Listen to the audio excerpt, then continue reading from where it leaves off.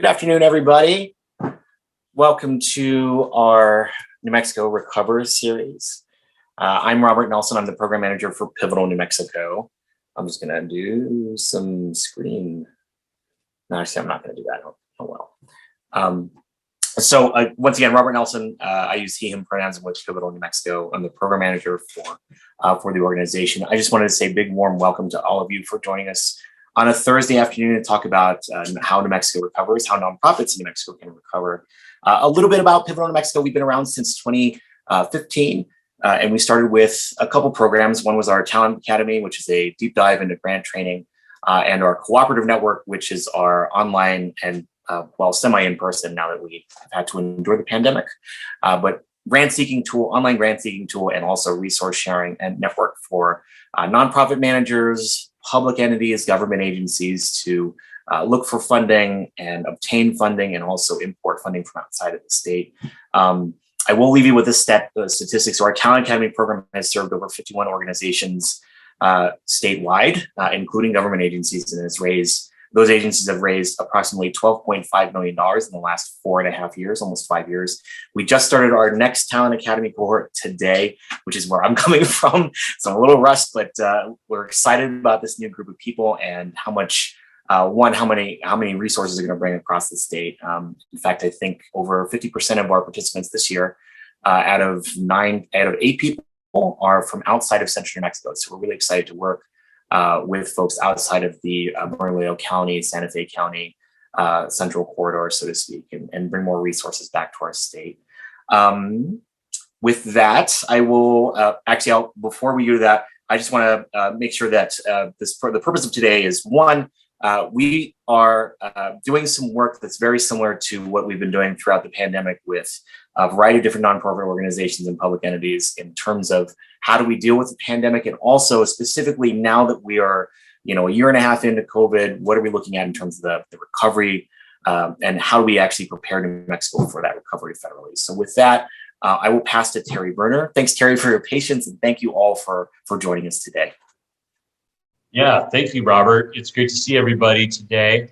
I'm Terry Bruner. I'm the CEO of Pivotal New Mexico. I also want to be sure to also introduce Meredith Dixon, that helps us here at Pivotal New Mexico on a lot of our work with New Mexico nonprofits. So you can wave to everybody, Meredith. And so I'm going to talk a little bit about the recovery and what we're seeing. So we have had a program over the last year and a half, and as Robert said, we're a nonprofit in Albuquerque that has a mission to try to get organizations the funding they need to meet their missions and to do projects. And we've been working since the spring of 2020 with a lot of nonprofits in the Santa Fe, Albuquerque area, a little bit up into Taos and some other areas in the state on how to deal with COVID. And we helped a lot of nonprofit organizations get funding through the PPP program or through various grants that are out there and were distributed back when COVID was really affecting all of us. And now that we're coming out into the recovery, it's kind of a whole new thing. And I know that we were all exhausted by just dealing with COVID, but to kind of lay something else on you, now we have the recovery to deal with. And there's a lot going on with that. And we really want to be sure that everybody is on top of the recovery and makes sure that they're aware of the resources that are available, because it's kind of coming fast and furious. And we have had some reaction from our communities that, they're kind of sitting on the sidelines watching it, maybe out of exhaustion, or maybe because they don't know what it is or how they could access it. And we really want to be sure that that's not the case. And that people engage this recovery, because like I said, it's moving pretty quick. And we learned during COVID that, you kind of have this hurry up and wait, and, kind of things speed up, they slow down, you hear things, and then they don't materialize, then other things materialize you don't hear about. But I think the main thing we want to express with the recovery is that the investment coming out of the federal government is the biggest investment we've seen since the recovery from the Great Depression. The investment is massive, and it's only getting bigger with things like the infrastructure bill coming down the line. And so now is really the time to engage funding that you need for your projects. We're also not only seeing that the dollar amounts are changing, but the way that the funds are being deployed is changing.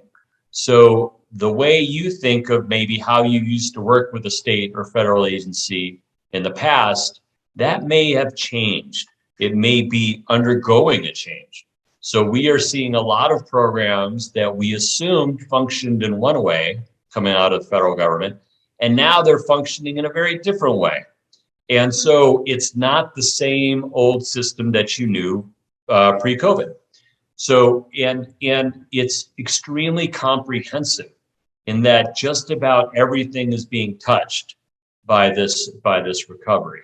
And just to kind of put a little perspective on this is in the American Recovery Plan, which passed earlier in the summer, states, tribes, counties, and municipalities and school boards are all receiving direct money to distribute in their communities. So, you know, if you are a registered municipality and you're Floyd, New Mexico, or Cuesta, or Silver City or Bayard, you're all getting money. And so is every single tribe is getting more than $1 million each in funding, way more than that. And the state and also counties are getting funding. The state has $1 billion, more than $1 billion in discretionary funding to distribute. And we haven't even seen that start to roll out yet. And just part of that billion is stuff like, you know, 100 million plus that's going to the Department of Finance Administration to release in an application for community projects any day now. So that's going to be an application that will open up with more than 100 million for communities to apply and nonprofits. I want to emphasize too that in the federal legislation, I think it's the fourth bullet in how they should use funds is counties, tribes, the state, municipalities, and school boards are encouraged to work with nonprofits to expend those funds. So the idea that, oh, you know, nonprofits are being left out, nobody thinks of nonprofits in this whole scheme of things, that's not the case. It's explicitly written in the legislation. So it is a great opportunity, and it's time, in my mind, to talk to your local governments, to talk to your counties, your school boards, and your tribes, and ask them, what are they doing with the funds? And are there funds that might be available that you could use for your nonprofit? The amount of money we're seeing is really high and you know, a really big amount. I mean, towns like Los Lunas are getting $3.9 million. Counties like Bernalillo County here in Albuquerque, where I am, is getting $131 million. Harding County, the smallest county, one of the smallest counties in the state, is getting $121,000. And then when you look at school boards, you know, a small school system like Cimarron up in Colfax County, a few hundred students in that school system, they're getting $900 million. I mean, I'm sorry, $900,000, not $1 million. They wish it was $1 million, but $900,000 to a small school district. And those school boards are each going to individually decide how to spend those funds. So that's rolling out in concert with federal regulations and federal programs that are coming out, and then state programs that are coming out. So just this week, we're working on sending out some grant notices on a tribal education fund. We've got a grant notice for regional economic development strategies that is part of the Recovery Act. And we've also seen some health funding start to roll out. And you're seeing new programs that were created as part of the Recovery Act, but a lot of old programs that were plussed up, as they say, given more money or modified slightly. And so that's starting to roll out. And like, you know, the tribal fund that we saw for elementary and secondary education, is due on September 19th, the grant application. So it's really key to stay on top of this and be able to see where you can plug in. So the little tips that we have as we look at this recovery is really to be, like we're saying, kind of recovery ready. And what does that mean for your projects? That means you need to be able to describe what your project is doing. The who, what, when, where, why, and how. You know, all those items. So if a funder has something available, state of New Mexico puts out a recovery grant, you have already described what you're trying to do. And also nail down those costs that are associated with those projects. We deal with a lot of nonprofits that say, we have a really good program and we think it's going to cost $500,000. When they give me a round number like that, I tend to think, I don't know if they've really put pen to paper to figure out how much this costs, if they're just throwing out $500,000. So it's important to nail down the costs, and that may include getting some bids and some quotes. We helped with a telehealth grant for communities through the FCC that came out and had a very short time frame, but a very good, very easy application, and 100% grant. But you had to be able to say in a short period of time exactly how many computers you wanted to buy and what the cost was, or how much it would cost to do an internet upgrade. So that means you need to nail down those costs. And you also need to be able to nail down the data. How many people are you going to serve with your program? What areas are you going to serve? How many families are affected? And so nailing down those are important. And then also, and we have some good handouts on this, it's a good time to get your grant file in order so that you're ready to launch when you need to try for a grant. That means having your 990 on file, your audits, your budget, your DUNS number, your SAMS number, all the registrations you might need for a federal grant or a state grant. And having those kind of at your fingertips, again, gets you ready to tap in when those funds roll out. And lastly, I think it's important to be able to put a little finer point on how you were affected by COVID and what your recovery looks like. Because a lot of these things coming out of the federal government, I was just looking today at a USDA health planning grant. They want to know, they will fund you with some planning funds, but they have to hear about what your status was during COVID, how you were affected, and where you're going next. So thinking about that and taking the time to articulate that is really crucial and important. So those are just some tips that we have on this. You know, our passion, kind of the reason we exist, is we don't want New Mexico to miss out on funding. There have already been programs where we've seen multiple grants go to other states and New Mexico gets nothing, or we've not even put in applications at times. So I know that not necessarily all of you are yearning to get that federal grant. That may not be how you're funded. You may get funded in different ways.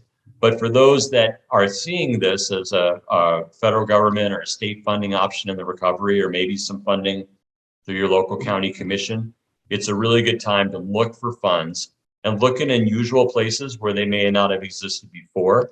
And then more importantly, communicate, talk to people about what they're seeing and how you can tap in and what resources might be out there. Because we have worked in this field for several years now, we know there's good, viable projects out there, but we don't always hear about them. So communicating and asking about how funds are being spent is a great idea. I was, just as one last example, I believe the Carlsbad Municipal Schools District got about $8 million in recovery funding. And they had an article in the local paper last week that said they're going to use that money for laptops for kids, for iPads, and for AC infrastructure, HVAC infrastructure in the schools. And then they wanted to deploy $250,000 for mental health services to nonprofit providers. That's a little thing that may have gone overlooked, but if you're talking to people and reading the paper, you might have a mental health service providing agency, and you would want to tap into that and those sources of funds that are out there. So that's really what I wanted to mention. We are going to talk later in this call about the resources we have available to you. We've received some generous funding. We're not trying to sell you anything except services, many of which are free.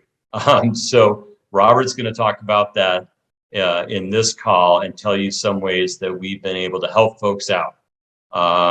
And sometimes it just means answering a few questions or whatever, but we've also got some templates, and we're going to talk a little bit about a training program that's free that we're going to offer up from now through December, and some other resources that are out there. So with that, I will kick it back over to Robert.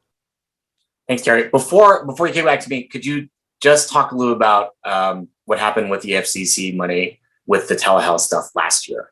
Just to give a clear example of like how many people actually applied from our state and actually got an award, and the surrounding states.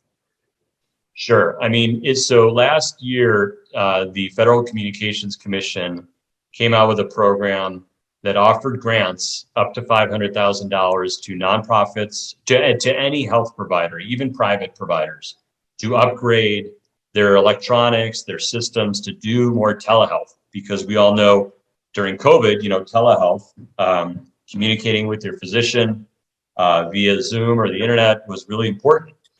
And they opened up, we heard about the application pretty late, but they had a 2-week window to file the application. And in that round, you literally wrote a paragraph about what you needed and how much it cost. And that was the extent of the application. You filed it online. And New Mexico had something like 3 applications out of about 8,000 nationally. And most states were awarded between 4 and 8 applications that were submitted. We got 1 for about $3,000. And, that's just a heartbreaker, because we know about the need for telehealth in our state and the need for infrastructure, especially in rural areas, so that people can get medical services online. And it was just disheartening to see that we weren't participating in that. So that's, it kind of kills us, because we write a lot of grants, to see an application that easy and that simple, and to see not so many applications. So, and that was also, I'll just say, a really weird opportunity that kind of came out of nowhere. Nobody had been talking about it. And so we're looking out for stuff like that can be tough to find, but are easy applications as well. Thanks, Terry. I appreciate that explanation. I also just want to highlight, that's one of our biggest frustrations here at New Mexico, is how can we be more prepared and more ready for funding like that when it comes down the pipeline, to be able to make sure that people can connect to it as best as they can. And so, and in a lot of ways, that's the reason why we're having this meeting today, is to make sure that we connect with you and get to know you a little bit more today. And we'll make sure to do some introductions here in a bit. I know some folks have been doing some intros in the chat, so I really appreciate that folks have been utilizing the chat and letting us know who's out there in the audience today. Terry mentioned that we had received a generous grant from the McCune Foundation to do some of this outreach and this work.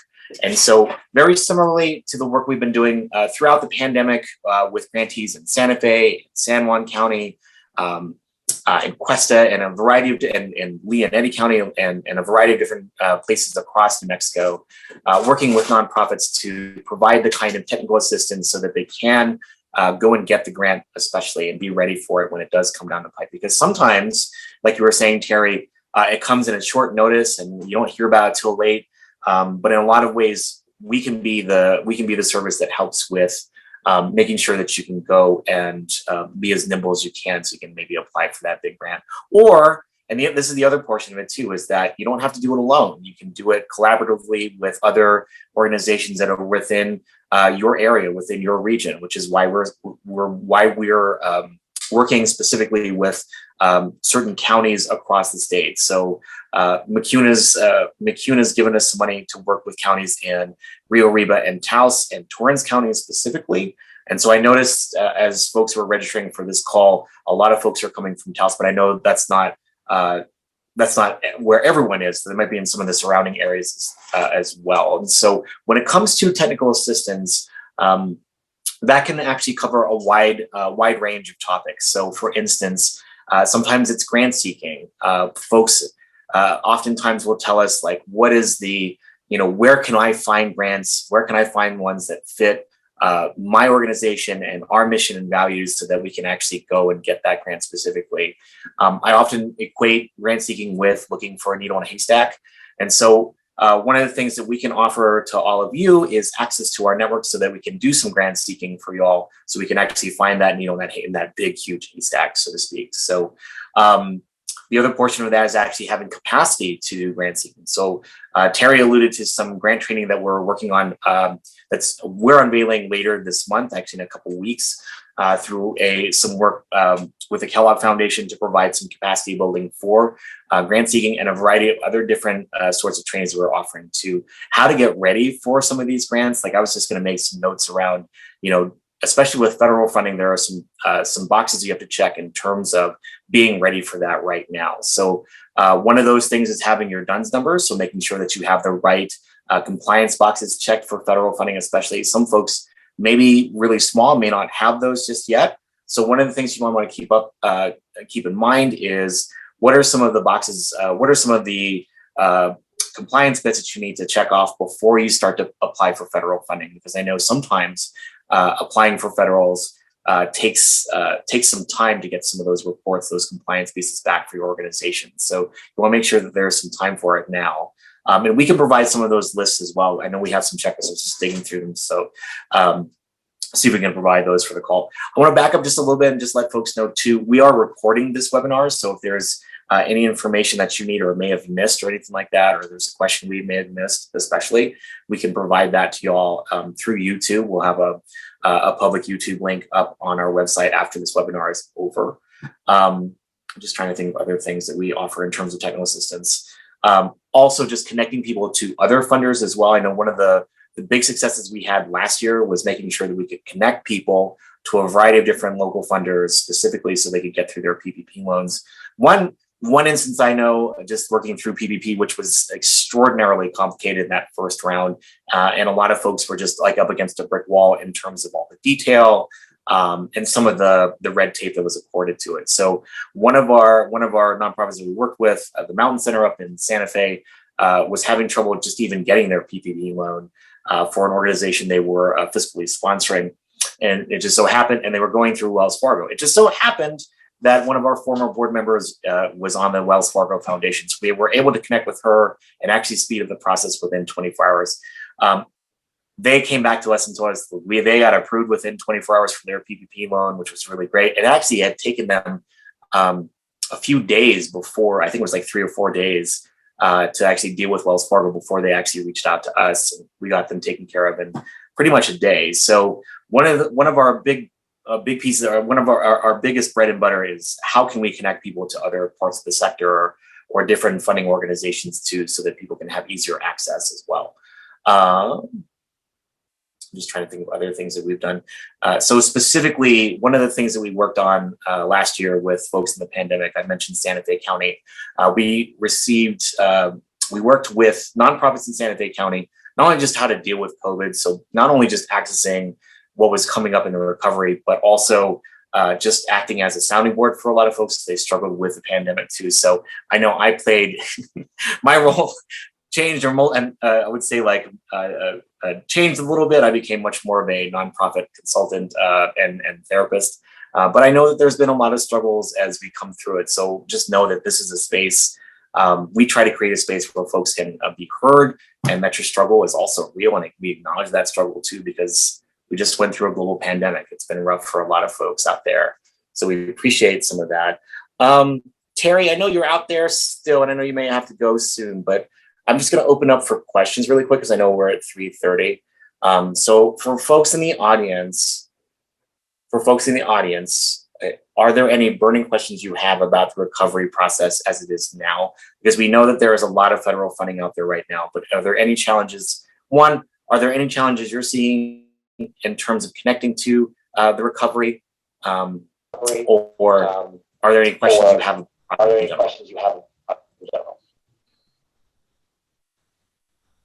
Feel free to unmute. I have a question. Sure, I see you. Hi, thank you. My name is Herbert Foster. I'm the Development Director with Rocky Mountain Youth Corps. Thanks for hosting this. One thing that I've noticed just in the last couple of days from the announcements that I've seen, especially from EDA, there's one in particular that I have in mind.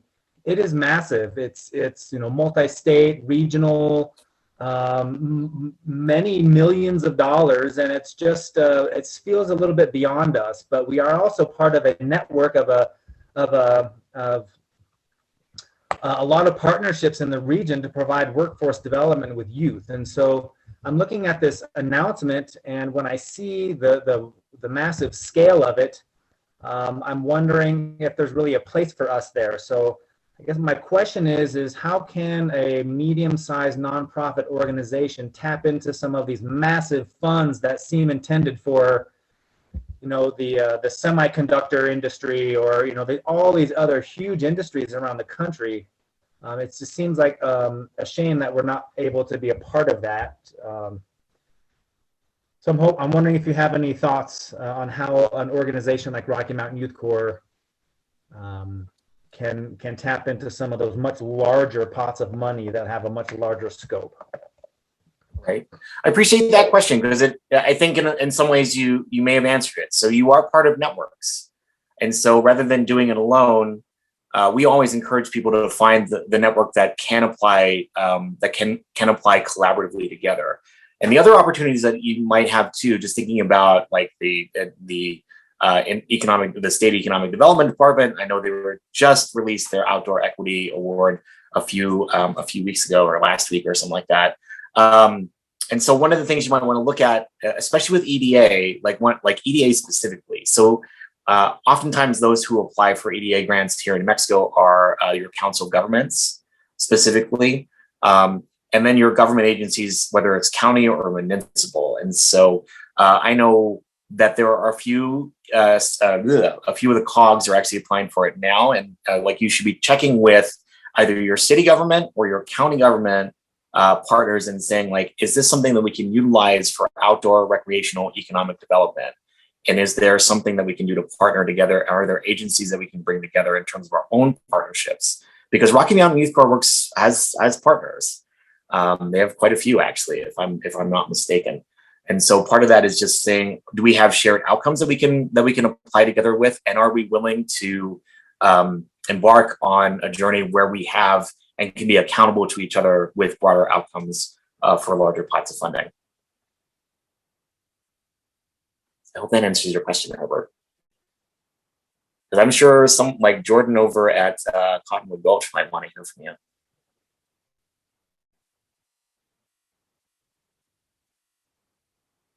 I'm just going to look this question up in the chat. So this is from Amanda Bissell. Local entities, counties, et cetera, being confused on how they are going to release funds, their internal processes, and how they are engaging communities. What are they required to do? That's a really great question, Amanda. I know Meredith, are you still on the call? Oh my gosh. Yeah, it's State Representative Meredith Dixon on the call. She's no longer here. But that is okay. Let me just make sure that I can answer this question, or maybe then see what I can do to help answer this question. So with local entities, with their counties and cities, there are definitely some requirements in how they push the money forward. So depending on whether it's a county commission or a city council, the best way to go about is with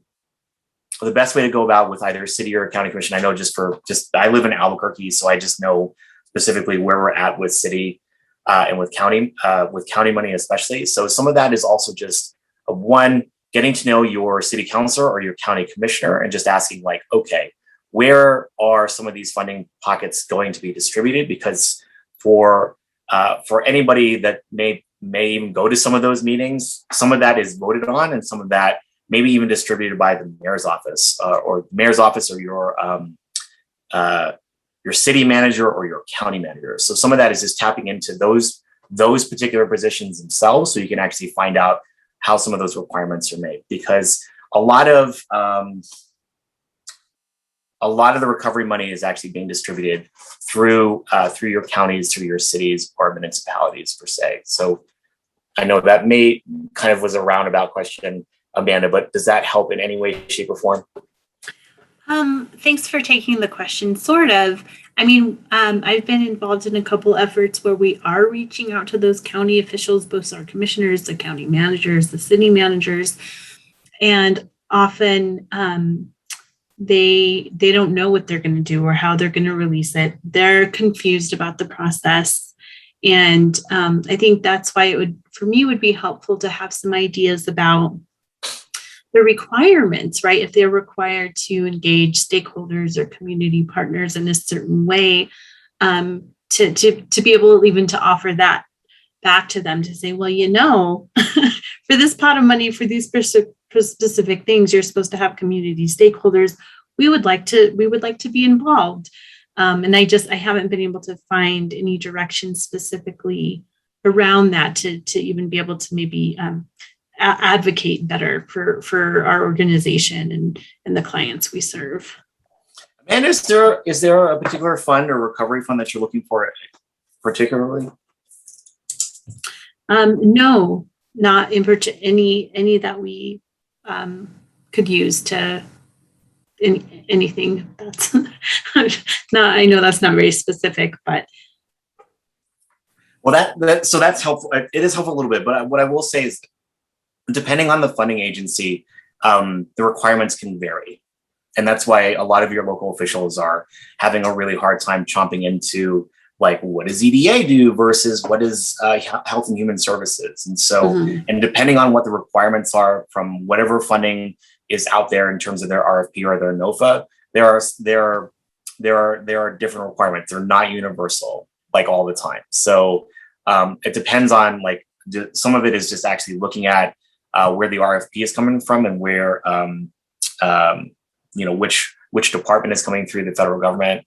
One of the things that we can help out with specifically is we go through a lot of those requirements. So, Terry mentioned what FCC was going through. So once we dug through what the telehealth grant was and found out, like, it is just a paragraph. It's really simple. There really wasn't a requirement to go out to communities and say, like, we need input, because for one thing, a lot of these recovery funding programs are going to be very quick. Yeah. They're going to be very quick. And I'll even use the example of, like, the emergency rental assistance right now, where, that's being housed at the Department of Finance and Administration. And sadly, there are still, like, 89% of the funding is still sitting in that pot of money. So they're trying to figure out ways in which they can actually push that first tranche of money out as quickly as possible, because that's the first ERA 1 emergency rental assistance funding, which we got from Donald Trump at the end of the year and last year, their administration. And then there's the Biden ERA 2, which actually extends until, I believe, spring of 2022. I don't have a month off the top of my head when that ends, but so depending on which fund we're talking about, there are different requirements on how things are being spent, things are being allocated, and some of that, yes, like, I'm so sorry, you have to deal with that and you communicate with your county. But I think if there was something that you had more specific, we could actually look into it ourselves. And I have your email address in the registration. Maybe you and I could follow up together and just see if there are things that out there more specifically we could address. Sure, I'd appreciate that. I don't want to take up too much more airtime. I'm wondering, as you're talking about all these different funds and entities or governmental entities that are in charge of administering them, is there even a place that community organizations could go to get a comprehensive list of what those might be, to sort through? Oh, this would be the fund I'd be interested in. Yeah. So I wouldn't say I want to say that there is a list. I want to say there maybe not, but one of the things that we knew, I think one of the things we ascertained with the first and second wave of the recovery was just how much money each county was getting. Some of that is some of that is actually within the longer legislation of the Recovery Act. So some of that is digging through, let's say it's like a 1,000-page document. It might be 750. Digging through some of that legislation as to what some of the requirements are to get some of that money out. So there is that. You can, I'm like blanking on the website, but you can look up the American Recovery Act entirety. It's the legislation in its entirety, and that will actually give you some of that. Actually, that will give you all the detail, but it's a lot. That's like the one place that we dig through it and try to give like some sort of summary around it. But I like the suggestion. I think that's something I can bring back to our team and say, like, is there a one pager or like a page that we can do that gives people some place to download this information specifically? Thank you. Yeah, you're welcome. I'm doing a lot of talking. Is there anybody else who has questions?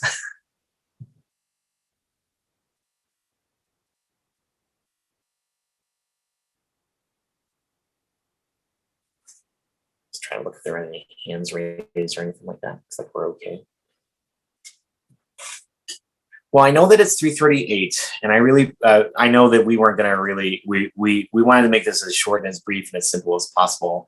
But one of the things that I wanted to bring up and lift up for the folks on the call today is we would like to get to know you individually as well. And so we did this a lot with our folks in San Juan County and Santa Fe County.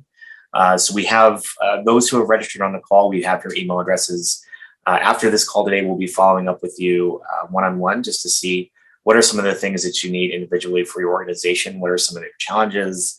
And what are some of the projects that you're looking at in terms of what you're looking for in the recovery? Or even, even if you're not thinking about recovery, there might be some other things that folks might be looking at locally. So I know that there are some things that are due soon, like McCune Foundation's grant, which is due, I believe, on September 15th.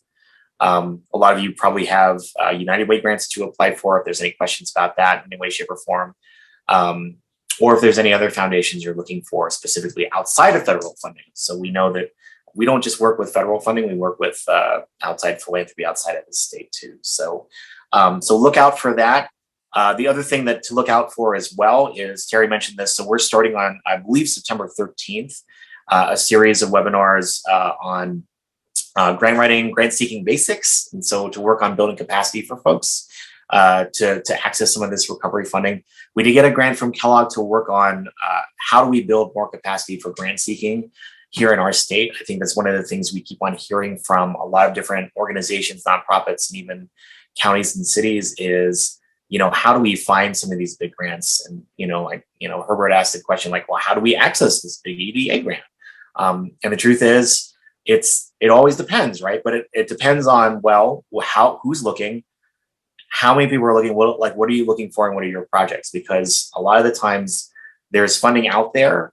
And I hear this from funders all the time. They want to fund New Mexico, but they can't find the right project. And some of that is an access issue. Some of that's an outreach issue. And some of that's a connection issue as well. And so we want to make sure that we're connecting people to funding that is looking for those projects. They might be looking for your projects too. So, and there's one other thing I was going to mention, but I can't remember what it was. And as we are developing these relationships too, we can also provide access for our platform to GrantSeek as well. Let us figure out what that could look like in terms of who else is on this call, and then talk with our funder as well and see what's the best way to move forward. Knowing that it is 3:41, I'm just going to open up the floor. If anyone wants to unmute and ask a question or has a comment, you're welcome to do so.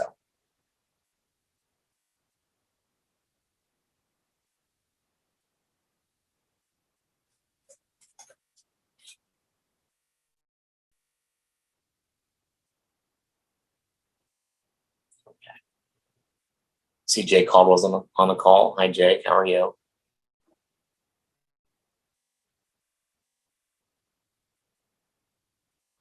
right, y'all. Well, I know that it's okay to not have questions or comments right now. It's okay. What we're going to do is we're going to start to wrap up this phone call. One of the things, again, what I'll mention is we will follow up with every one of you individually from this phone call especially, and just set up some meetings Zoom calls or either a phone call or a Zoom call, and just let's work on getting to know you a little bit more individually as organizations and what you're needing. That way we can start to figure out what's the best way that we can provide resources for all of you. And I think there was a question in the chat. I see one. Is there any funding for undocumented immigrants? I believe there is. I can't make a direct distinction right now. I want to say that there's actually, shoot. Let me double check on that one. I actually just saw something pop up in my email for that one, and get back to you, Dell. Dell, I believe I have your email. If I don't, could you leave it in the chat?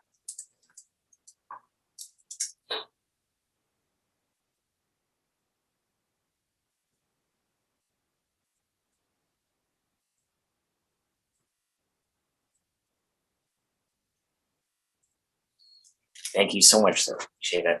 Other than that, we will make sure that we follow up with every one of you who's registered on this call to start setting up meetings and phone calls to figure out a little bit more about what we need. I know we repeated that several times already. And feel free, I'm going to leave my email in the chat too, so everyone has it. That way, if anyone has any further questions, I know, sometimes you'll be thinking about what was going on today, and if you if there's anything, sometimes it happens that way. Sometimes we don't always have questions, but next Saturday you might actually have a question. So that's my email address. Feel free to reach out to me specifically, and hopefully we can get you started. We want to host more conversations like this. So if there's anything that I know that may have been challenging for you in the pandemic, we want to hear about it as well. Yeah, absolutely, Jay. I'm just trying to think of other things and other opportunities. Also, if you get a chance, we're going to make sure that everyone signed up for an email alert as well, so that once we start pushing out different funding opportunities for folks, we'll be checking in on certain things that people might want to apply for, or any resources people might want to see. We're going to make sure that you're added to a specific list, a specific group of folks on an email list, just so you have it. Thank you, B. I appreciate it.